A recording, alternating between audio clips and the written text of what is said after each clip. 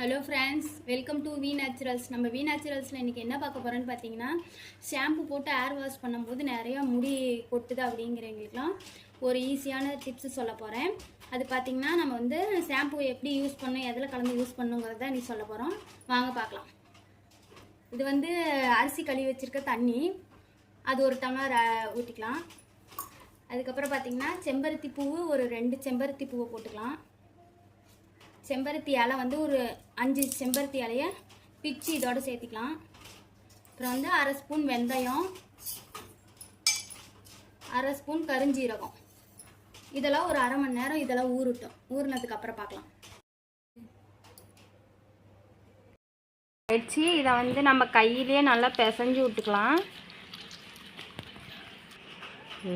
இப்போ பார்த்தீங்கன்னா ஃபில்டர் பண்ணிக்கலாம். நல்லா மசிச்சாச்சு. இப்போ ஃபில்ட்ரு பண்ணிக்கலாம்.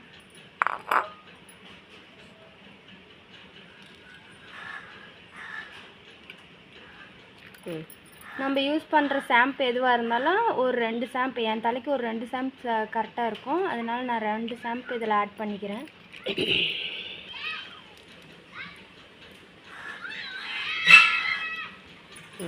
இதை நல்லா மிக்ஸ் பண்ணிக்கலாம். இதை யூஸ் பண்ணி ஹேர் வாஷ் பண்ணுறப்ப நிறையா ஹேர் ஃபால் ஆகாது. ஒவ்வொருத்தங்களுக்கு ஷாம்பு வந்து நேரடியாக தலையில் படுறப்ப முடி நிறைய கொட்டும், அந்த கெமிக்கல் செட் ஆகாமல். அவங்களுக்குலாம் இது செம்மையாக ரிசல்ட்டு தரும். இதை யூஸ் பண்ணி பார்த்து எப்படி இருக்குங்கிறத கீழே கமெண்டில் மறக்காமல் கமெண்ட் பண்ணுங்கள், லைக் பண்ணுங்கள், நம்ம சேனலை சப்ஸ்கிரைப் பண்ணுங்கள். Thank you friends.